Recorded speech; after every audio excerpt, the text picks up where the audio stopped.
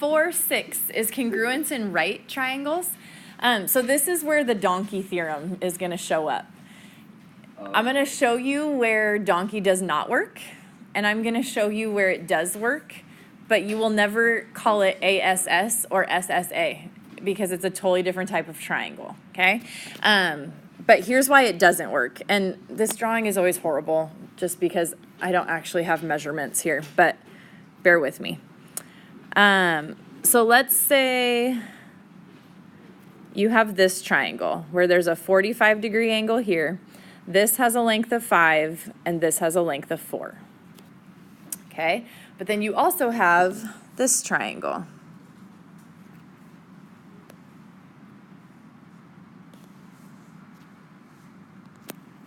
This has a length of 5. Oops, that's terrible. Rewind. This has a length of 5, this has a length of 4, and this is a 45-degree angle. Okay? If you look at those two triangles and we label our parts, it goes angle, side, side, with a matching angle, matching side, right? So ASS, your parts match up. Are those congruent triangles? No, they look totally different, right? Because the one hinges. So if I take this and I move it over here, it will meet up with that line again, okay? Which is why ASS does not exist. So there is no donkey theorem, okay? However, we can use ASS in a different setup, and it's called HL because it's doing it in a right triangle. And if we think about the parts of a right triangle, here's your right angle.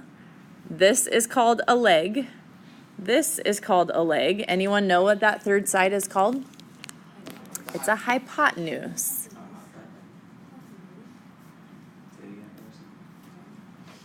Okay, which is why we call it HL, because you'll see ASS with the HL theorem. So here's how it looks. HL, or hypotenuse leg,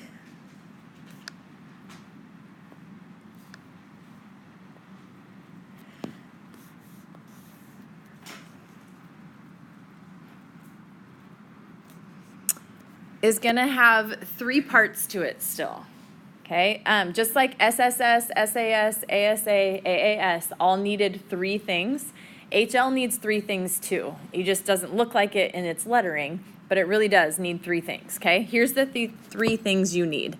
If you are going to use HL, you need congruent hypotenuses.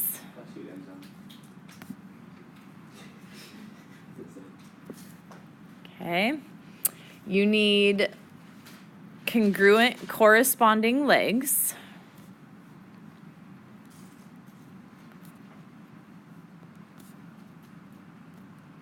And then the third thing that you need is you need 2 right triangles. You cannot use HL, hypotenuse leg, if you don't have a right triangle, right? Because in a non-right triangle, there is no hypotenuse. So you have to prove you have 2 right triangles, you have to prove you have 2 congruent legs, and you have 2 congruent hypotenuses, okay? Here's what it will look like in picture form. So if I give you this triangle, and I give you this triangle, I have a right angle with a right angle. The hypotenuse would be this side, and then you just need a congruent corresponding leg. So this leg congruent to this leg, or you could use the other 2. So notice it looks like ASS with ASS, but because it's a right triangle, it's HL instead. Okay, so this is the only situation where donkey works. Anything else without a right angle, it won't work, okay? But let me show you why it does. So I'm just going to prove to you why the HL theorem works. You don't necessarily need to write this down. I just want you to understand why we're allowed to do it with a right triangle when we're not with anything else. So let's say we have a right triangle, okay? If I extend one of my legs of that right triangle, so let's say I extend this side, and I make it so that this leg over here is the same as this leg. So I would have to go like that, okay, so that my two legs are congruent. What is the measure of this angle right now? The dot? It's 90. Because this makes a straight line, then you have 90 and 90 to add up to 180, okay? So that would make this a 90-degree angle. Is there anything else about these two triangles that you know is congruent? Yeah. The middle, the reflexive one, right? We know this is congruent to itself. So in a right triangle like this, you have side angle side with side angle side, right? Well, if the triangles are congruent by SAS, then why are their hypotenuses congruent? CP-CTC, right? So we can say that these are going to be congruent too. Therefore, if I were to take one of those legs away, or take the double arc marked legs away, I have HL, and they are going to be congruent. Okay, so that's why they're congruent. I don't expect you to do anything with that, just to understand the reason that it works. Here's what you're going to do with it. If I give you these two triangles, so this is a length of 26, this is a length of 24, that's a right angle.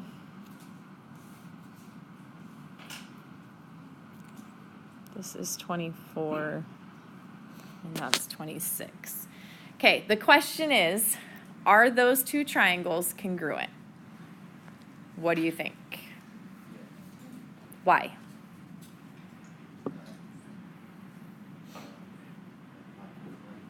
The hypotenuse leg, right? It's HL. You have a hypotenuse congruent to a hypotenuse, you have a leg congruent to a leg, and you have a right angle on both. So you have two right triangles, which you need, two congruent hypotenuses, two congruent legs. That is HL. So we would say, yes, these are congruent by HL. We'll put congruent in there.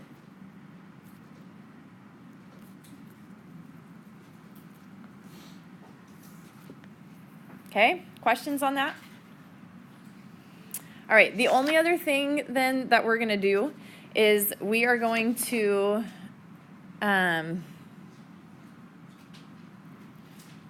do two proofs using HL, and then we're done. Bear with me, there's a lot of lettering at the beginning. I promise I will give you time to catch up. All right, let's say you're given that WJ is congruent to KZ. WJ is perpendicular to WZ, and JK is perpendicular to KZ. And we are going to prove triangle JWZ congruent to triangle ZKJ. And then you have this picture.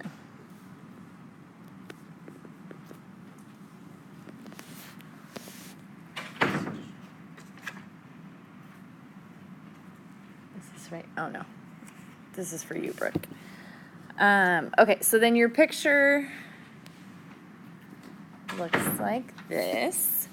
This is W, Z, K, and J. All right, so first thing you want to do, what do we want to do first in this? Before the given even, mark what we know, okay? So we're going to mark what we know. The only thing that you can really mark right now is the WJ congruent to KZ. So we're going to mark WJ congruent to KZ.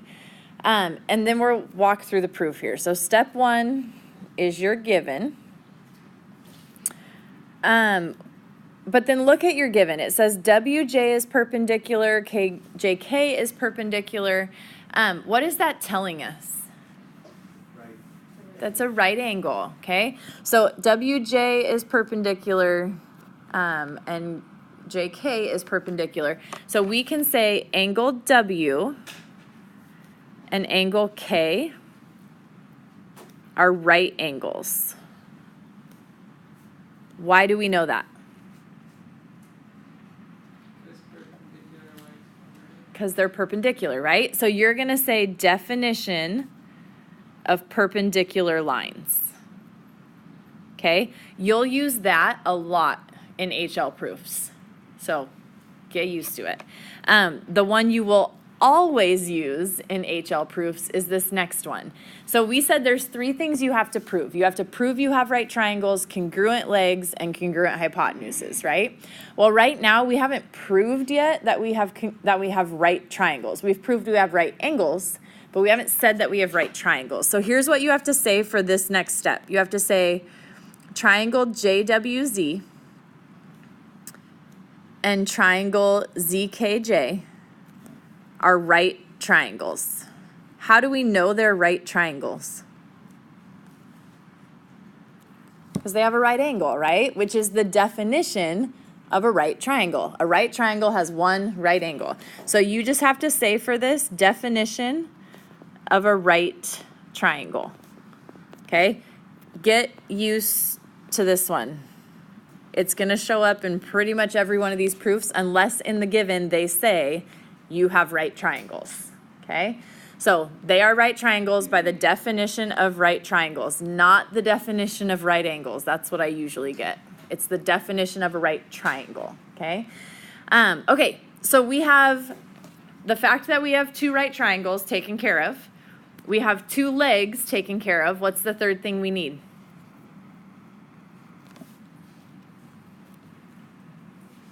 The hypotenuses, right? What is our hypotenuse?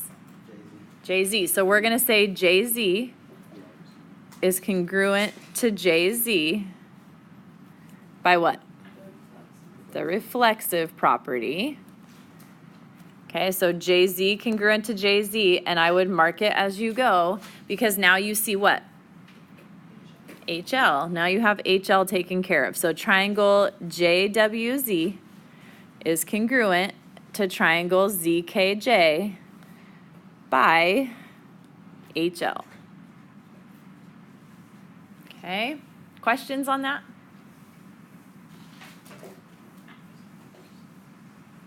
Yeah. There could be, right? So what if I said right now, I want to know WZ is congruent to JK? Right? If they asked me to prove, instead of proving this, that the triangles are congruent, if they said prove that WZ is congruent to JK, so I'm going to write this as if that's what we were proving. This is not part of your proof. We finished our proof. But if they had asked for JK congruent to WZ, the reason we'd be able to prove that now is we prove the triangles are congruent by HL, therefore those are congruent by CPCTC. So technically your proof is up through 5, but if they said instead of proving triangles, prove segments, then you'd use the CPCTC, okay? All right, last one.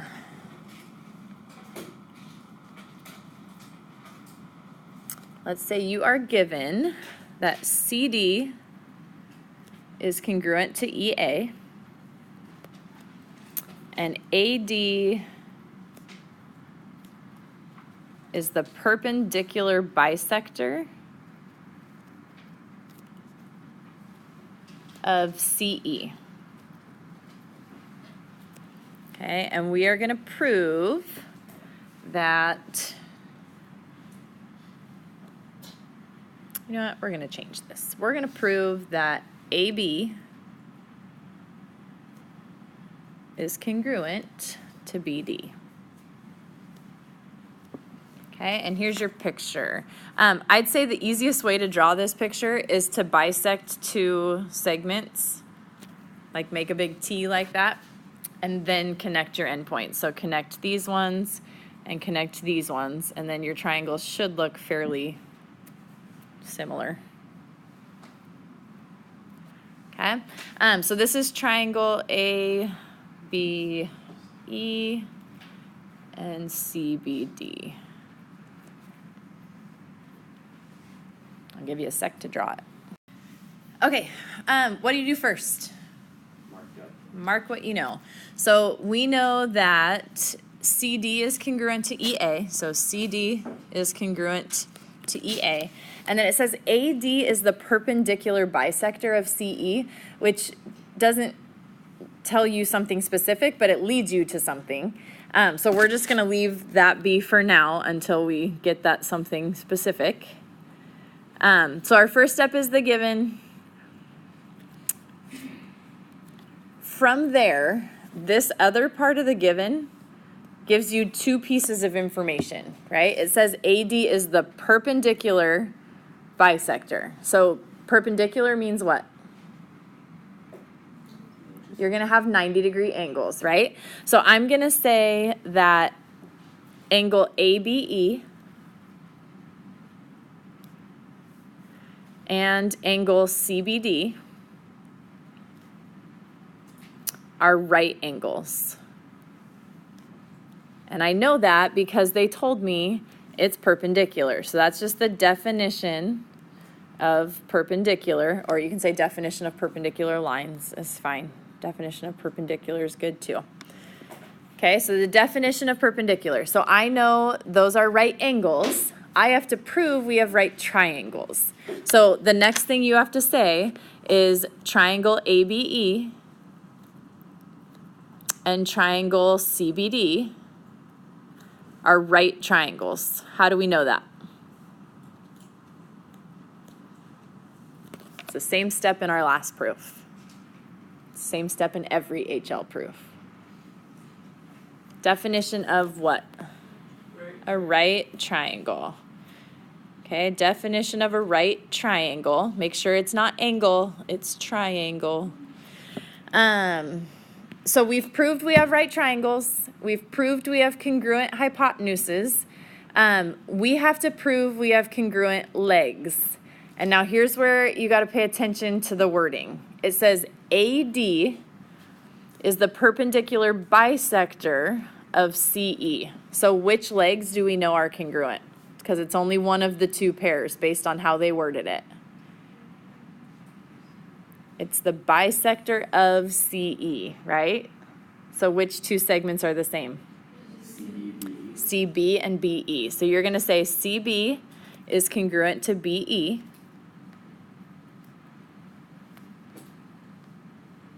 And what is that? Why do we know that? Definition of a bisector.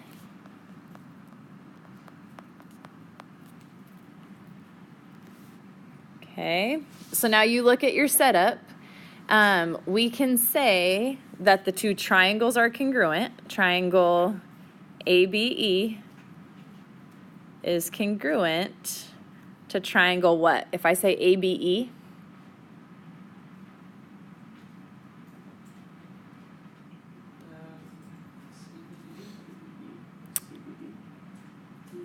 ABE is DBC. Okay, by what? HL, right? Not ASS. Doesn't work. So if the two triangles are congruent, then the parts that we had to prove congruent, AB congruent to BD, are congruent. Why? CP, CTC. They are corresponding parts of congruent triangles that are congruent. And just make sure you know CP, CTC. Usually this quiz, I get like CTCPC or CCPTC or just any combination of the right letters, but if you actually put the words together with that, it doesn't make sense. So CP, CTC. Every other letter is a C, and think playing time or physical therapy or anything else that you think when you hear PT, okay? Any questions on that?